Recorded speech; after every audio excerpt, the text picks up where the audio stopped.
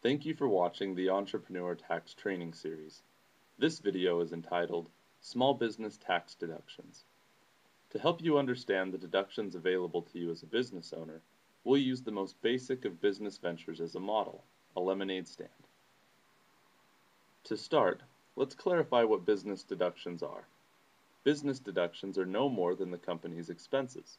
Generally speaking, you will pay taxes on your company's profit, not revenue. So if you make $10 and have expenses of $4, you will only owe taxes on $6. This means that the more business expenses you record, the less taxes you will pay. So, what expenses are involved with operating a lemonade stand? First off, you have the cost of goods sold, things like the lemons, sugar, cups, ice, and even the water itself. Secondly, you have assets and equipment. These are the items that are used over and over again, every time you set up your lemonade stand.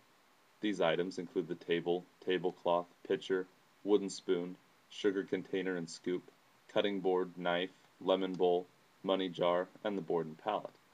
Some other assets not pictured include a chair, lemon squeezer, waste basket, cooler, paintbrush, and a jug for transporting the water to the location.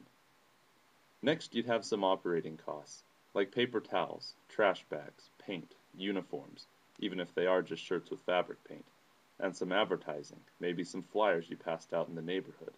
You'd also have employee expenses, the wages you paid your friends and the snacks and lunch you provided so they wouldn't have to leave the stand all day. You'd also have vehicle expenses. You had to purchase supplies at the grocery store, scout out locations, drop supplies off at the stand in the morning, pick them up again that night, and don't forget about the lunch that you had to pick up for your employees. Now, unlike the good old days when you could set up a lemonade stand on any street corner, today's lemonade stand owner faces compliance issues. You would have to pay for permits, licenses, health certifications, not to mention entity creation and business insurance to ensure you didn't lose the fabric-painted shirt right off your back in a frivolous lawsuit.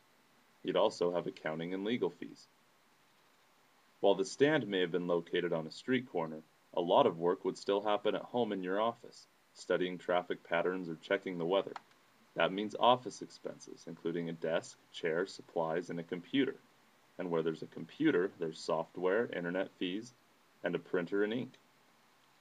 You'd also have phone expenses to recruit employees and coordinate your operations.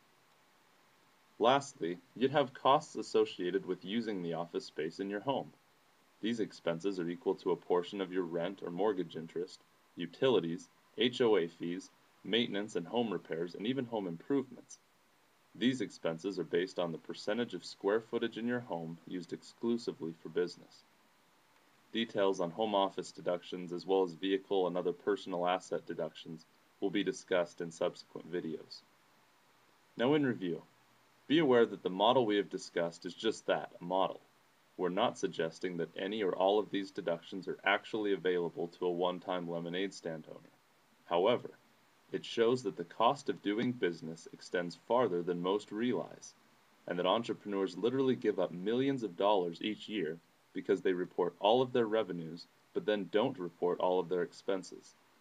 Those who are actively and consistently working towards a profitable business do have significant deductions available to them, regardless of their revenue or current profitability. If you have any questions about this or any other related topic, learn more at www.msftaxes.com. Thanks for watching.